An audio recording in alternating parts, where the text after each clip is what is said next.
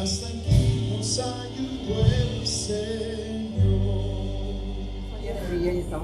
Me quedé como meditando sobre mi cama, porque muchas veces cuando ya llega el momento que tengo que compartir una palabra con ustedes, yo quiero tener orientación, yo quiero tener una guianza, algo que me indique, algo que me deje saber de que esto puede ayudar.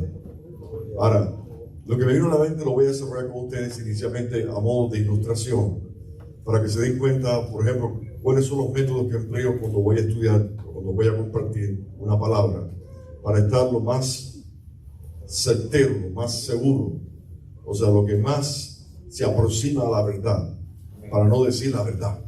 Pero fíjense que dejo un margen pequeño, porque aquí cualquiera se puede equivocar. No sé si alguien me está poniendo atención. O sea, muchas veces los mismos teólogos encuentran pasajes, cuando algunos dicen, no hay pasajes difíciles. Cuando hay pasajes bíblicos llenos de ilustraciones, de figuras, de metáforas, se necesita un poco más de estudio para poder entender, por ejemplo, el lenguaje hebreo no es el lenguaje nuestro. Las costumbres hebreas no son las mismas costumbres nuestras.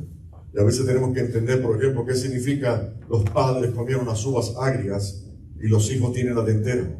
Si lo dejo así sin explicación, algunos ya lo conocen porque lo han estudiado. De repente van a decir, ¿y qué fue lo que dijo? Hay un mensaje, claro que sí. Está diciendo que los padres que comieron las uvas agrias, los hijos van a nacer con los dientes picados. Más o menos, con los dientes descompuestos.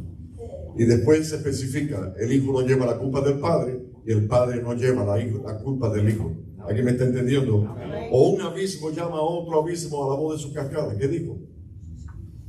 Fíjense para que te den cuenta que hay pasajes bíblicos que se requieren de una interpretación.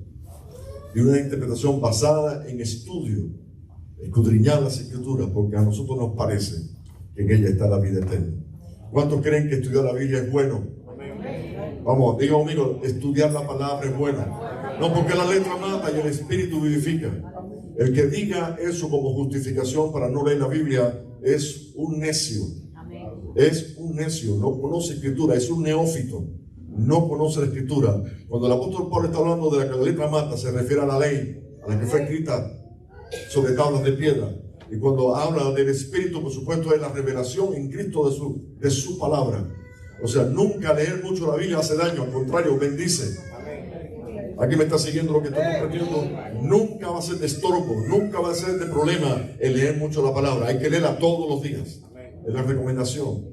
Esa palabra es viva, es eficaz, es penetrante, penetra hasta donde nadie puede llegar, discierne los pensamientos, las malas intenciones, hace lo que el hombre está limitado a hacer. Ese Dios a través de su palabra. Ahora, permíteme hacer un ejemplo. Esto no es para discutir, no es para poder sentarte a defender tu doctrina o tu enseñanza, sino, por ejemplo, si nos encontráramos con un testigo de Jehová, no tengo nada en contra de ellos. Inclusive he sido educado, los he invitado hasta mi casa. Algunos están locos. Un día me dijo uno de ellos, ¿puedo venir a dar estudios bíblicos? Digo, sí, pongo la fecha. Y le puso la fecha y se apareció con él, con un equipo. Y le dije, les voy a pasar a mi oficina, cuando aquello tenía una oficinita. Ahora no tengo nada. Los voy a pasar a mi oficina y se van a sentar y les voy a pedir dos condiciones nada más. Una, cuando estemos hablando de un tema, no lo cambies por otro. Sigamos el tema hasta que lleguemos a la conclusión. Y dos, si te alteras, se para. Se para, no conversamos más. Si te alteras, no conversamos más, no hablamos más. Y yo me recuerdo que a veces en forma de chiste le decía a mi esposa, oiga, tráele un vaso de agua que se alteró. No es para discutir, diga a tu vecino, no es para discutir. Es para conocer palabra de Dios. Si de repente ahora llega un testigo de Jehová, escucha, ahora bien los oídos. Si de repente llega un testigo de Jehová y usted le dice, yo creo en la Trinidad, y él te va a decir, ¿dónde está eso en la Biblia? Le digo esto para que tenga los ojos bien abiertos y los oídos bien atentos.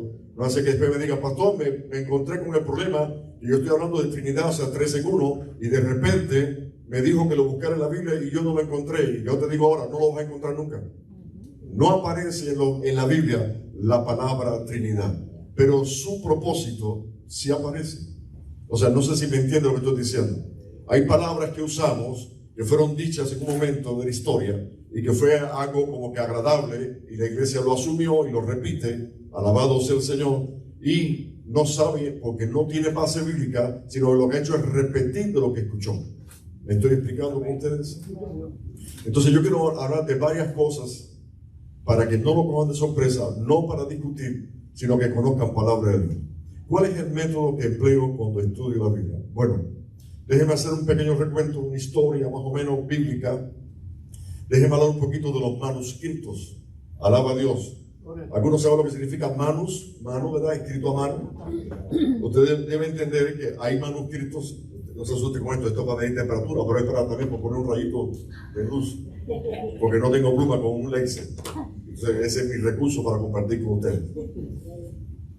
Alguien me preguntará, ¿hay algún manuscrito de puño y letra de Juan, de Mateo, de Pablo, que escribió 12 cartas o tal vez 13 si contamos la carta a los hebreos? ¿Existe alguno original hecho por la mano de ellos? Tengo una respuesta para ustedes. Por favor, espero que tengan madurez espiritual. Cuando yo estoy hablando, para que aprendan, si quieren tomar notas, pueden tomar notas. O sea, para que no les sorprenda, para que puedan desarrollar esa sólida madurez espiritual. Tengo que decirles la verdad. No existe ningún manual, o sea, manuscrito de los antiguos libros, o sea, de los 27 o de los 39 del Antiguo Testamento y de los 27 del Nuevo Testamento. No existe ninguno de puño y letra de ninguno de ellos. Entonces algunos dirán, entonces ¿cómo estamos seguros? ¿Cómo podemos llegar a una aceptación de que cuál es el verdadero, cuál puede ser falso, cuál puede estar alterado? Porque dicho sea de paso, algunos dirán, escogí un día malo para ir a la iglesia, pero estoy compartiendo con hermanos que yo quiero que tengan madurez espiritual. No sé si alguien va entendiendo por dónde voy y qué es lo que quiero hacer. Porque van a decirme entonces cuál es el verdadero, porque hay diferencias en algunos de ellos. O sea, hay palabras que no aparecen en uno, otras que fueron añadidas, y en esa puede crearse confusión. Ahora, ¿cómo se hace las revisiones bíblicas? Esa es la intención de las revisiones bíblicas. O sea, revisar con manuscritos, con los más confiables. Los más confiables son los más antiguos. ¿Alguien me está escuchando? Aquellos que tienen muchos más años de haber sido creados o escritos, o sea, que se consideran lo más importante. Y entre ellos encontramos las 3 columnas vertebrales, que muchos de ustedes lo conocen, yo lo he mencionado, el manuscrito de Alejandría, el del Sinaítico, y a uno que le llaman el manuscrito del Vaticano. Esto que está aquí luce mal, porque es una copia. Esta es una copia de uno del manuscrito de Alejandría, y estoy precisamente en el Evangelio de Juan, capítulo 1, y se lo doy así. Algunos dirán, no veo nada, no entiendo nada. Ahora, es para que se den cuenta, cuando se hace una revisión, los eruditos tienen que ser eruditos, tienen que hablar hebreo, como están los pasajes del Antiguo Testamento, tienen que hablar griego, koiné, para poder estudiar y poder revisar los manuscritos que están escritos con respecto al Nuevo Testamento. Hay otros muchos más grupos, le llaman familias de manuscritos, que se usan, que se emplean para revisiones bíblicas. Imagínense una sala, como tiene varias mesas, y en esas mesas están extendidos los manuscritos. Y llega un erudito y comienza a revisar, por ejemplo, la Biblia Reina Valera, la nuestra, que usamos mayormente, revisión 1960. Entonces vamos a Alejandría y comenzamos a revisar palabra por palabra, punto por punto, coma por coma, a ver si no hay alteración o diferencia. No sé si ustedes se han fijado y son curiosos, y también lo pueden hacer en este momento. Fíjense en la portada de la Biblia suya, ¿qué dice? ¿Cuál es la revisión que usted tiene? La mayoría van a tener revisión Reina Valera RV 1960. Eso significa que usaron lo que hizo Valera en el año 1592 y lo que usó Cipriano, o sea, en este caso, los dos que participaron en 1602. O sea, tomaron un manuscrito y tomaron otro e hicieron su edición. Ahora, dime cuál es la versión que tú tienes, a ver si alguien me quiere ayudar. ¿Qué versión tú tienes? Reina Valera, ¿de qué año? El 60, la mayoría va a tener 60. Pero usted sabía que ya hasta el 2015 han habido revisiones. Han habido en los años 70, han habido en los años 80, han habido en los años 90 y ya salió 2015. Revisión Reina Valera 2015. ¿Cuál es el propósito? ¿Cuál es la meta? ¿Cuál es la intención? Que tengamos un texto mucho más seguro, mucho más exacto de la verdad. Ahora, cuando digo esto, como que posiblemente se asusten un poquito, pero yo prefiero, y esa es mi intención, y es mi deseo, y es mi parecer, yo prefiero que me digan la verdad, aunque a mí me duela lo que estoy escuchando. Amén. Yo quiero la verdad. Yo quiero saber qué es y qué no es. O sea, cuál es la intención de las palabras, cuál es el propósito. Esto se llama estudiar la palabra del Señor. Ahora, vamos a hacer algo. Vamos a dedicarnos solamente al Nuevo Testamento. El Nuevo Testamento, diga a tu vecino, está escrito en griego. Y para ser más exacto, está escrito en koiné. Quiero que me pongan la imagen número 1. La imagen número 1 es la transcripción. Me avisa cuando tengamos de nada. Gracias. Fíjense, si ustedes se fijan, tenemos un alfabeto que empieza con alfa y termina con omega. Creo que las flores aquí ustedes no van a dejar ver lo que estoy diciendo, pero síganme más o menos por la idea. Vamos a encontrar, si pueden apagar la luz aquí, ya, gracias, así no me dejan a mí en oscuras. Si ustedes se fijan, son 24 letras, a diferencia de lo que es el hebreo son 22 letras. Pero tiene algo muy en común con el hebreo, en el sentido de que cada número, lo que llaman gematría, cada letra tiene un valor numérico. Por ejemplo, a citar un ejemplo, en Apocalipsis, cuando habla de, por ejemplo, del número de la bestia, dice en Sicota, que significa 600, en Sicosi, que son 60, y es, que son 6, sumarían 666. Eso lo sabemos ahora buscando las letras de cada alfabeto. En el alfabeto griego encontramos, por ejemplo, y esto tiene que ver, hay que tener en cuenta lo que voy a decir. El griego, cuando se va a escribir una palabra, se pone primero el sustantivo y después se pone el adjetivo. Por ejemplo, nosotros en español o en el idioma castellano decimos la vaca roja. Pero si fuéramos a leerlo en griego sería la roja vaca. No sé si me entendieron. O sea, nosotros ponemos primero el sustantivo y después el adjetivo, pero en el griego original se escribe primero el adjetivo y después el sustantivo y después el adjetivo. O sea, que tenemos que tener en cuenta estas cosas a la hora de leer, a la hora de interpretar, a la hora de poder saber la posición. Tenemos otro detalle interesante. Hay dos letras que se repiten dos veces, lo que significa, si ustedes ven aquí dice nombre, mayúscula, cómo se escribe mayúscula, cómo se escribe minúscula, cómo es el sonido de la palabra y cómo es la transcripción. Les voy a explicar después qué es la transcripción.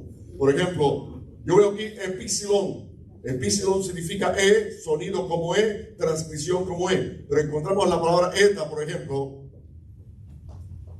Esta, mira que está aquí, esta, que también es una E, pero una E de sonido largo. O sea, las dos son E, pero una se usa en una cosa y la otra se usa en otro principio, que yo no voy a entrar en gramática ahora, sino que estoy diciendo para que se den cuenta de lo que estoy hablando. Y por ejemplo, Omicron es la letra O, pero tenemos la letra Omega, que también es una O larga. O sea, hay dos palabras que se repiten y se pronuncian igual, pero una tiene un propósito y la otra tiene otro propósito. Y esa es una regla de la escritura, y es lo que estoy diciendo, que tenemos que tener cuidado. ¿Cuántos detalles? Yo sé que esto también no le gustaría a un hermano de seminario lo que estoy explicando, porque hay momentos en que usted dice, ¿qué fue lo que se tradujo? ¿Cómo se tradujo? Y ahí tenemos la explicación. ¿Qué cosa es la transcripción? La transcripción en este caso está hecha en inglés. ¿Cómo se escribe la palabra alfa? Por ejemplo, la palabra Z, que es la palabra inicial con que se escribe Dios. Por ejemplo, cuando decimos Zeus, Z, cita, es la primera palabra del nombre de Dios. ¿Cómo se escribe en la transcripción? TH. O sea, en otras palabras, si yo voy a hacer la transcripción en inglés de lo que sea Zeus, del griego a lo que es el idioma inglés, pondría THEOS. Entonces, nosotros decimos Theos, pero un americano no va a decir Teo, sino dice Zeus, porque para nosotros en español la H no suena y le quitamos la H y decimos Teo, teología, ciencia que estudia a Dios, pero realmente no es Teo, sino que es Zeus. Zeus es el nombre de Dios en el griego y en cualquier parte que usted lo vaya a leer en el original. Quíteme si puede esta ya, quíteme la número 1 y ponme entonces la número 2. Vamos a entrar directo a la Biblia ahora. Le dije esto como introducción para que pudieran decir, para que pudieran conocer lo que estoy hablando, lo que estoy explicando. Por ejemplo, el Evangelio de Juan es el Evangelio no sinóptico. Es diferente a Mateos, diferente a Marcos, es diferente a Lucas. O sea, Mateo, Marcos y Lucas van paralelos. Una escritura a la otra es como que pareciera una copia uno del otro. Pero cuando llego a Juan, Juan comienza diferente. O sea, hace cosas diferentes, presenta a Cristo como Dios, alabado sea el Señor, lo presenta categóricamente, sin duda, sin ningún tipo de cuestionamiento. Jesucristo es Dios. Vamos a empezar, por ejemplo, la número 1 la tenemos aquí, Evangelio de Juan, según Juan. Por ejemplo, vemos aquí la palabra, en el principio era el verbo. Fíjense esta palabra que está aquí. Y el verbo, y fíjense la palabra, vuelve a repetirse, y estaba cerca de Dios. Ahora, la palabra que se usa aquí es alfa, rho, que es la P, esta es, perdón, el principio no, la palabra esta que quería compartir con ustedes, lambda, ocron, gamma, ocron, y zeta, es zeta. O sea, lambda es L, O es O, esta gamma es como decir la G de gato, en otras palabras es logos. En el principio era el logos era con Dios y el logos mismo era Dios. En otras palabras, usted va a encontrar una versión bíblica que no dice que en el principio era el verbo, sino que en el principio era la palabra era con Dios y la palabra misma era Dios. O sea, Juan comienza diciendo, Cristo es Dios. ¿Alguien lo puede repetir conmigo si no se siente mal? Cristo es Dios. Para poder decir que alguien es Dios y no hay nadie fuera de ellos, hay que cumplir con los, con los atributos absolutos de Dios. Omnisciente, omnipresente, omnipotente, creador, santo, alabado sea el Señor. Solo Dios tiene los atributos, esos atributos son absolutamente de Dios. Nadie fuera de ellos los tiene. Solamente los tiene el Padre, el Hijo y el Espíritu de Dios. Lo que tenemos aquí en la bandera, Dios Padre, Dios Hijo, Dios Espíritu Santo. O sea, ellos tienen los atributos absolutos, omnisciente, omnipresente, omnipotente, santo, creador. O sea, nadie puede ser creador. El diablo no es un creador, lo que es un destructor. Tratando de destruir lo que Dios creó. Tratando de destruir tu vida, lo que Dios sembró por medio de la palabra. O sea, debemos entender, no sé si los canso un poquito, pero a mi gusto, a mí entender, a mí me gustaría estar sentado ahí y que alguien me estuviera explicando cosas que nadie me ha dicho y nunca las he escuchado jamás en mi vida. Y es que lo que estoy tratando de que ustedes puedan ver a la hora de estudiar la Biblia, herramientas para no cometer errores. O sea, Juan comenzó diciendo, Él es Dios. Ponme la tercera página, es el mismo Evangelio de Juan para el final, capítulo 18. No, el 18 es la otra. Ok, esa misma. Fíjense, yo le mencioné en Juan 1:1. En el principio era el Logos, el hombre era con Dios y el Logos mismo era Dios. O sea, Dios era el Logos. Y esto es mucho más entender cuando pudiéramos decir, en el principio era la palabra, Dios dijo la palabra y lo que Él dijo se formó, sea la luz, se formó la luz, sea las expansiones, y comenzó a decir todo por la palabra y todo se iba formando por la palabra. Es decir, que se puede entender que Cristo estaba allí junto con el Padre en la creación, diciendo la palabra, y cuando Él hablaba, lo que Él decía venía a existencia. Ahora, fíjense que este detalle, vamos a ver el versículo 18 del mismo Evangelio de Juan, capítulo 1. Esta palabra cita Ekron, o sea, la palabra, en otras palabras, Seos, que es la palabra Dios. Dios a nadie le ha visto nunca. En nuestra Biblia creo que dice jamás. El unigénito. Aquí la matica está tapando un poquito. Vemos la palabra mi, omicron, ni, o. O sea, en otras palabras, la transcripción es M-O-N-O. ¿Qué estoy diciendo? Mono. La palabra mono. En el griego, que es el original de esta palabra, y nosotros la tenemos en nuestra lengua española, mono significa uno o único. Ahora, miren qué interesante. Monogenes, gamma, eta, ni. O sea, en esta palabra, el único en su género, unigénito, único en su género, pero fíjense la palabra, lo voy a decir corrido ahora, monogenes, seos. O sea, Cristo es el único Dios en su género. Qué interesante, tú coges tu Biblia ahora, la Reina Valera, vea conmigo por favor y miren Sean curiosos con lo que voy a decir. Y encontramos la traducción que dice: a Dios nadie lo vio jamás, pero el unigénito hijo que está en el seno del Padre, Él lo ha dado a conocer. Lo que yo dije, ¿lo pudieron ver? Sí. Gloria a Dios. ¿Cuánto valor le prendemos a decir unigénito hijo en vez de decir el unigénito Dios? El único Dios en su género. Gloria a Dios. Yo veo cara seria. Alguien me diría, esto debería ser una clase para un seminario. Pero ¿por qué yo no puedo tener una libertad para poder decirle a ustedes, aunque no les interese después, pero puedan ver lo que es un estudio bíblico, a la hora de poder sacarle mucho más provecho, mucho más entendimiento a la misma escritura? Alabado sea el Señor. O sea, nuestra Biblia dice el unigénito hijo, pero qué importante sería poner el unigénito Dios. O sea, el Dios único en su género. La palabra genes todavía sigue siendo género. O sea, puede venir un testigo que va a decir que no es género y te la va a cambiar. Pero usted puede ir directamente a la lengua y puede descubrir que la palabra mono es uno o único y genes es genética. O sea, es el único Dios en su genética. ¿Por qué es el único Dios en su genética? Porque Cristo fue engendrado y no creado. Gloria a Dios. Santo. No sé si quieres poner eso en alguna parte de tu Biblia. Cristo no fue creado, fue engendrado.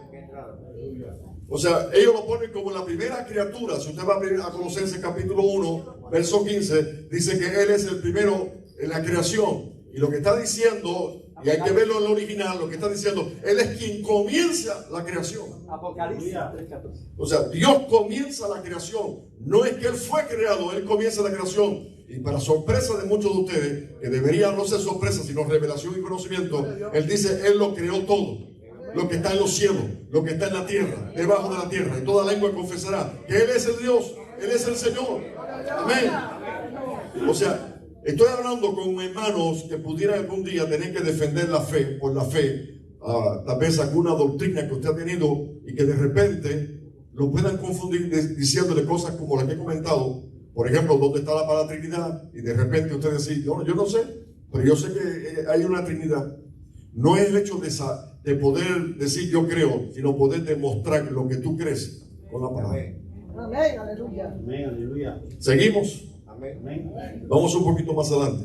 O sea, no hay dudas que al Padre, según Juan 1:18, al Padre nadie lo ha visto, pero Él se ha dado a conocer por medio de su Hijo. Por eso Jesús dijo, el que me ha visto a mí, ha visto al Padre. O sea, no hay contradicción en la Escritura, es una reafirmación de que Jesucristo es Dios. Vamos a Hebreos capítulo 1, en el principio.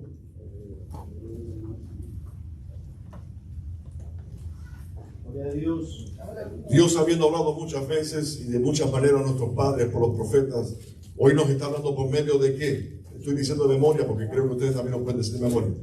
Voy a repetir, Dios, habiendo hablado muchas veces y de muchas maneras a nuestros padres por los profetas, ahora nos está hablando por medio de quién. De su Hijo. Voy a arriesgarme a preguntar para ver si alguien tiene esta versión bíblica. Y si la tienes, échala en la basura. Es la versión Nuevo Mundo. ¿Alguien tiene la versión Nuevo Mundo aquí? Juan, que tú la tienes ahí. Voy a repetir. ¿Y cuál es la versión Nuevo Mundo? Es una versión que salió, una edición a finales de los años 70 y 80 de los Testigos de Jehová.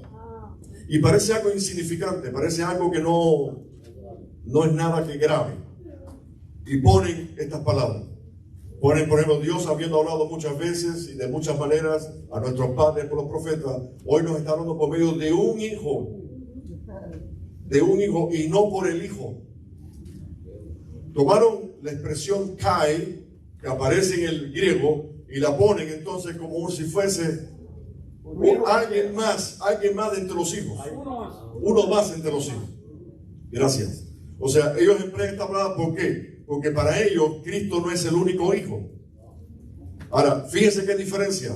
El monogenes Zeus o el monogenes unigénito, en este caso, significa Él tiene un solo hijo. Amén. No sé si quieres apuntar eso por alguna parte. Sería bueno que apuntar estas cosas, porque a la hora de hablar y poder expresarte para fundamentar lo que estás diciendo y apoyarlo en la palabra, debes tener este conocimiento. O sea, él tiene un solo hijo. En el griego se emplean varias palabras para decir hijo. Una es terna, una es paitía, otra es huyón. ¿A qué dije con esto? Huyón le pertenece solamente a Cristo. Pero ¿qué pasa? Si yo voy a Romanos capítulo 8, versos 17, 16, 17, vamos a encontrar de que tú y yo somos hijos, pero no somos hijos naturales, somos adoptivos. Y lo pone especificado, somos hijos adoptados por medio del verdadero hijo. Pero Cristo sigue siendo el verdadero hijo. Tú no eres verdadero, tú eres un agregado. Uno que Dios te dio la oportunidad para que creyendo en Él tengas vida eterna y puedas llegar a tu Padre que está en los cielos. O sea, si alguien pone, como en este caso el Nuevo Mundo, de que existen otros hijos posibles que puedan, entonces te desviaron tu atención totalmente de la verdad. Ahora, alguno me dirá, y posiblemente apúntalo, algún testigo te dirá, no, porque en el libro de Job, capítulo 1, verso 6, dice que los ángeles se presentaron delante de Dios y entre ellos vino Satanás. ¿Aquí tiene Job para que lo lea? Sería bueno que fuera conmigo a ver lo que estoy diciendo, porque no digas amén si no ves lo que estoy diciendo. Les he enseñado a ustedes que para decir amén tienen que ver, corroborar, poder ver lo que está ahí. No digas amén a cualquier cosa, porque después te voy a mencionar algo que teníamos que tener cuidado. Yo no he llegado hoy todavía, pero hay algo muy delicado y que comenzó en el movimiento pentecostal. Me da vergüenza, pero es así. Y voy a llegar, de mi tiempo. ¿Alguien cogió, tomó Job capítulo 1, verso 6? ¿Alguien me lo quiere leer? ¿Láiz a leerlo por voz alta? Un día vinieron a presentarse delante de Jehová. Un día vinieron a presentarse delante de Jehová Los hijos de Dios. los hijos de Dios. Y entre ellos vino también Satanás. vino Satanás. ¿Alguien tiene la nueva versión internacional? Tampoco. Miguelito tampoco ha traído hoy. ¿Tú la tienes? Léemela.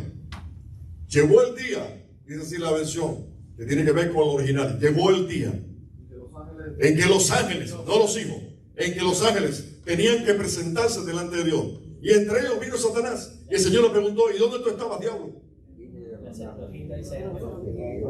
Fíjense, parecen cosas inofensivas, pero le cambian el sentido. Una palabra, una coma fuera del lugar te cambia un sentido.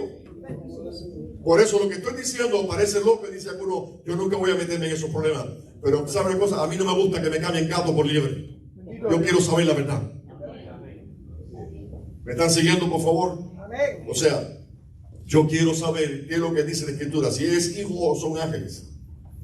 Entonces, si son ángeles, me tienen que decir en otra parte de la Biblia, porque para los testigos de Jehová, Cristo es el arcángel Miguel. Y no voy a entrar todavía en eso. Pero vamos a ver que interesantemente hay algo que se presenta en la misma Escritura, ahí mismo en hebreo, se presenta como una definición que no se puede alterar. Y dice la Escritura, porque ¿a cuál de los ángeles dijo Dios jamás, tú eres mi hijo y yo te he engendrado hoy? Voy a repetir. Fíjense, anteriormente el escritor de los Hebreos dice, y voy a repetir de nuevo, Dios habiendo hablado muchas veces, de muchas maneras, en otro tiempo, a los padres, por los profetas, en estos postreros días nos ha hablado por medio del Hijo, a quien constituyó heredero de todo y por quien asimismo, o sea, Él participó en la creación del universo, al cual siendo el resplandor de su gloria, o sea, Cristo es el resplandor de la gloria del Padre, la imagen misma de su sustancia, o sea, es una manera de describir cuán grande es Cristo y cuánto se parece a su Padre. ¿Me escucharon lo que dije? Cuán grande es Cristo y cuánto se parece a su Padre. Es la imagen misma de su sustancia, el resplandor de su gloria. Alabado sea el nombre del Señor. Y ahora lanza la pregunta, o lanza la especificación. ¿A cuál de los ángeles dijo Dios jamás, mi hijo eres tuyo, te he engendrado hoy? A ninguno. No hay un ángel que pueda ocupar el lugar de Cristo. Si tú lees Colosenses, dice, por Cristo fueron creados los ángeles. Toda potestad, todo principado, todo fue hecho por Él y por medio de Él y para Él. Aleluya. O sea, no tenemos dudas de que Jesucristo es el monogénese, el Dios único en su género. ¿Estamos ahí? ¿Hasta ahí estamos claros? O sea, ¿me han podido entender, por favor, lo que he compartido con ustedes? Ahora vamos a ver lo que pudiera ser una tremenda confusión. Les voy a mencionar un versículo que ustedes conocen prácticamente de memoria. Toda potestad me da en el cielo y en la tierra. ¿Quién dijo esa palabra? Toda potestad me da en el cielo que en la tierra. Y dice también, por tanto, id y hacer discípulos a todas las naciones, bautizándolos, digan conmigo ahora, bautizándolos en el nombre del Padre, y del Hijo, y del Espíritu Santo. Voy a repetir. Toda potestad me da en el cielo y en la tierra, por tanto, ir y hacer discípulos a todas las naciones, bautizándolos en el nombre del Padre y del Hijo y del Espíritu Santo, y diciéndole que guarden todas las cosas. O sea, le está diciendo algo que lo presenta muy claramente, como que hay un Padre, como que hay un Hijo, y como que hay un Espíritu, el Espíritu Santo. Ahora, de repente, un movimiento pentecostal dice esta palabra. Cuando usted va a bautizar a alguien, bautízalo solo en el nombre de Jesús. Y si alguien aquí conoce esa doctrina, sabe lo que estoy diciendo. Han habido discusiones tremendas acerca si lo bautizamos como dice en Mateo capítulo 28, verso 19, o si lo bautizamos como dice la interpretación de un grupo que solo lo bautizamos en el nombre de Jesús. Porque para este movimiento hay un solo Dios, Jesús. No hay Padre, no hay Espíritu Santo, solo Jesús. No sé si alguien ha escuchado algo de esto. Han habido discusiones radiales acerca de que solo Jesús. Por favor, yo lo he dicho muchas veces, tal vez, no sé si me han podido entender, pero quiero volverlo a repetir. El Hijo es una persona y el Padre es otra persona. No es que sean diferentes entre sí, son iguales entre sí. Pero todo lo que vemos es una persona y otra. El que estaba en la cruz, Elí lama sabachthani, porque Dios mío, ¿por qué me has desamparado? Y el que está en el cielo, que le dio la espalda. Cuando hablamos, por ejemplo, del trono, vemos a uno sentado en el trono y el otro a su lado, a su diestra. O sea, estamos viendo siempre dos. Alabado sea el Señor. No sé si tengo que decirte, agárrate ahora lo que voy a leerte, pero sería importante que lo que voy a leer lo puedas asimilar. Tal vez puedas desprogramar un poquito tu mente y poder ver esto, porque si te encuentras con un testigo de Jehová y te dice este versículo, te va a dejar tirado atrás, 3 millas atrás. Voy al pasaje de 1 de Corintios 15. ¿Cuántos quieren venir conmigo a ver con su propia Biblia lo que estoy leyendo, lo que voy a compartir con ustedes? Alaba a Dios. Vamos a ver una especificación. Y cuando hay una especificación es porque hubo un problema. Voy a repetir. Hay una especificación, lo que voy a leer. Pero ¿por qué hay una especificación? Porque existió un problema, existió una falsa doctrina. Muy probablemente solo Jesús. Solo Jesús. ¿Dónde es que voy a leer? Yo quiero que todos ustedes puedan leer conmigo. 1 de Corintios 15, el verso 27. Amén. Me gustaría escuchar 2 o 3 amén. Amén, porque significa que llegaron y pueden leerlo juntamente conmigo. Dice así la palabra. Porque todas las cosas las sujetó debajo de sus pies. ¿Se recuerdan en Filipenses? Toda rodilla de lo que está en el cielo, de lo que esté abajo en la tierra y debajo de la tierra, toda rodilla se doblará y toda lengua confesará que Él, Cristo, es el Señor. Voy a repetir. Porque todas las cosas las sujetó debajo de sus pies. Y cuando dice que todas las cosas han sido sujetadas a Él, claramente exceptúa aquel que sujetó a Él todas las cosas. Todas las cosas están sujetas debajo de sus pies.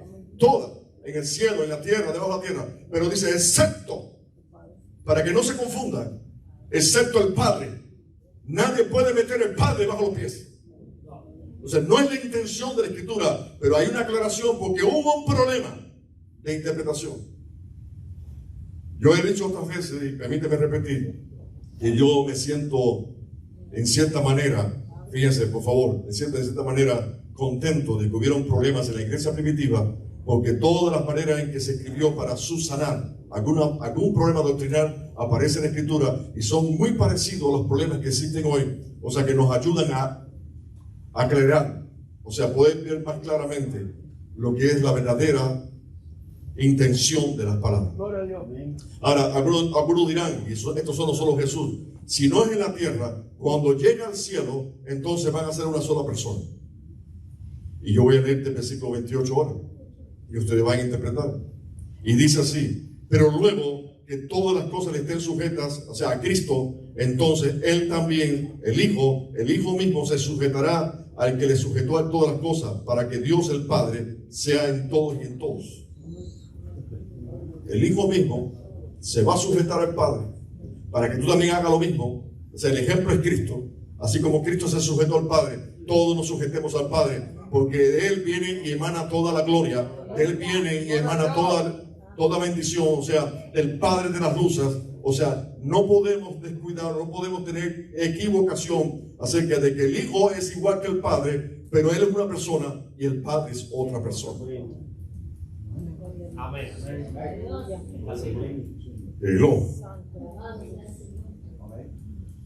Algunos dirán, me afectaron un poquito. Pero ¿qué sucedería si de repente viene uno de los, como dice el rey, un TDS, y te dice, interpréteme ese versículo? Dice, todo lo sujeto debajo de sus pies, pero excepto, no te equivoques, el Padre no lo puso debajo de los pies. Y ahora dice, el Hijo mismo se va a sujetar cuando todo esté ya, o sea, cuando llegue el momento de la victoria y todo esté bajo los pies y hasta la muerte haya vencido la muerte, entonces el mismo Hijo se va a sujetar al Padre. El mismo Hijo se va a sujetar al Padre. En otras palabras, por favor, lo que voy a decir está en la Biblia. Jesús dijo en una ocasión, el Padre es mayor que yo. El Padre es mayor que yo. Vamos a Juan capítulo 5, un momentico, para que ustedes vean que Jesús, cuando hablaba de la autoridad que le fue delegada, fue dada, hablaba del Padre y siempre glorificó al Padre. En Juan capítulo 5, verso 19, dice así la Escritura. Creo que tienes un poquito de tiempo más para escuchar, ¿verdad? Dice, respondió entonces Jesús. Jesús responde y le dice, y les dijo, de cierto os digo, no puede el Hijo hacer nada por sí mismo sino lo que ve hacer al Padre.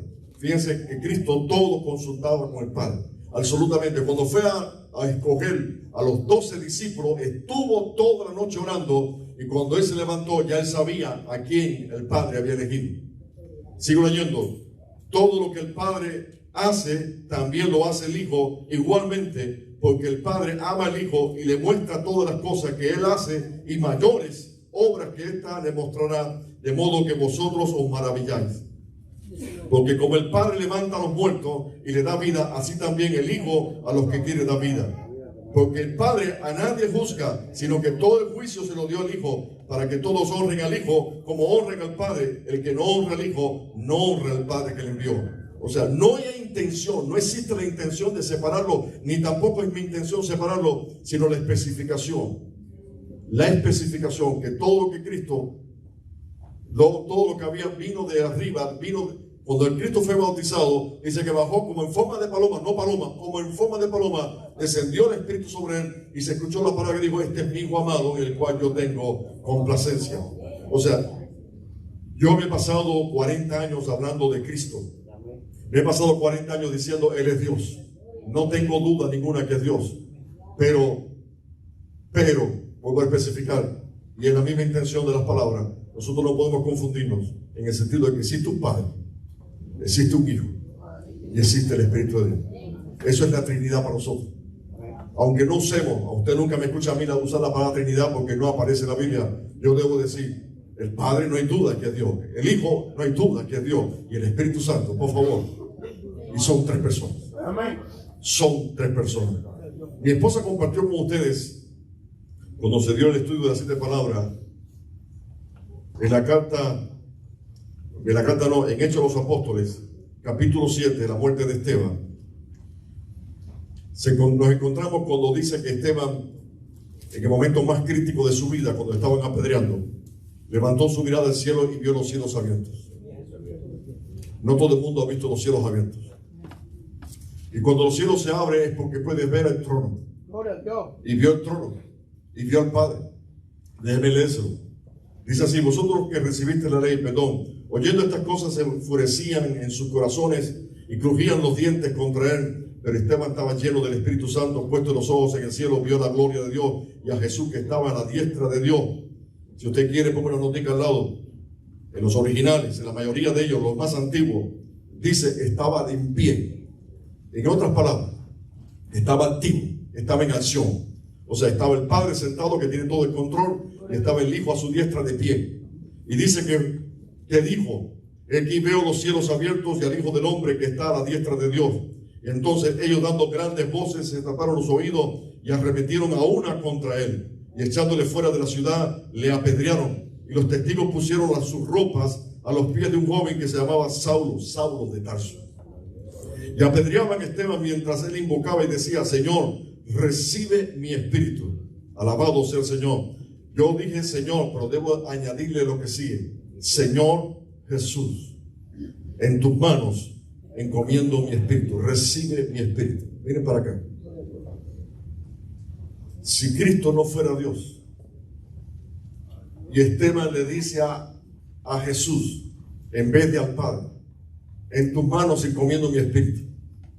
En vez de decírselo al Padre, como Jesús de la cruz dijo: Padre, en tus manos encomiendo mi espíritu. Aquí Esteban le dijo: Jesús, en tus manos encomiendo mi espíritu. ¿Saben qué cumplimiento tiene? Nadie puede llegar al Padre si no es por el Hijo. Nadie puede. Si usted le pone esta tarea, este trabajo de clase, de estudio, a un testigo de Jehová, lo va a dejar también sin respuesta. ¿Por qué Esteban? ¿Se equivocó Esteban? ¿Por qué Esteban pidió al Hijo encomendarle su espíritu en vez de al Padre, como Jesús lo hizo en la cruz, que se encomendó al Padre y no al Hijo?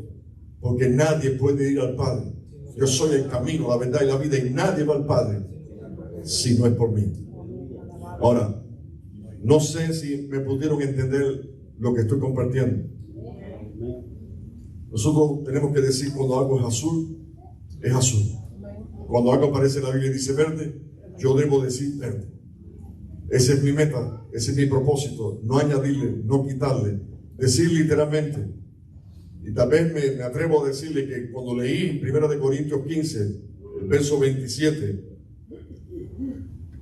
me da la impresión de que algunos se pusieron la cara como diciendo: yo eso nunca lo he visto, una especificación que diga excepto el Padre.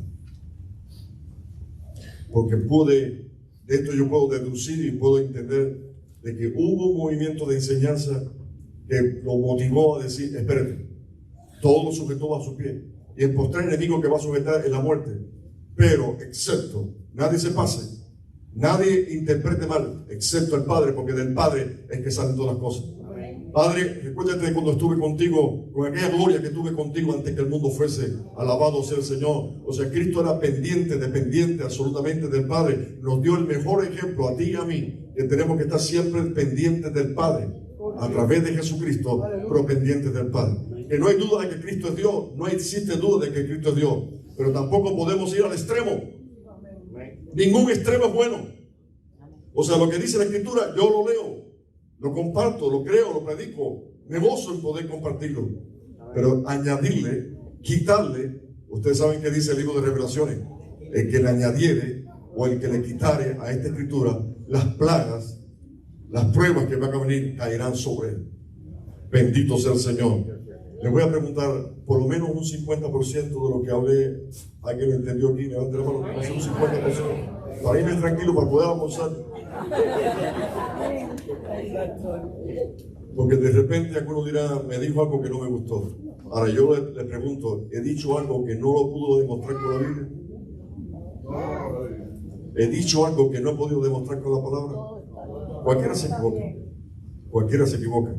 Pero qué bueno es poder tener una respuesta. Si alguien una vez te cuestiona, tú tienes una respuesta y conocimiento de la palabra. Y qué bueno es conocer un poquito de griego.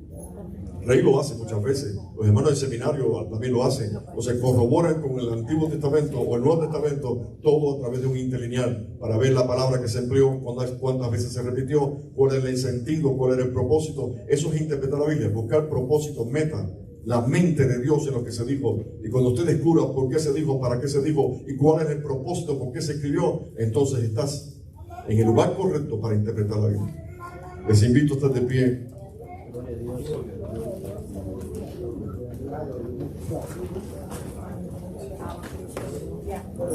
Yo quiero reconocer que yo estoy pasando por una fuerte prueba y me refugié un poquito en algo que había leído y me dije por dentro: tal vez algunos hermanos se van después de esto, pero yo dije: yo no puedo tener miedo a predicar lo que yo creo que es la palabra.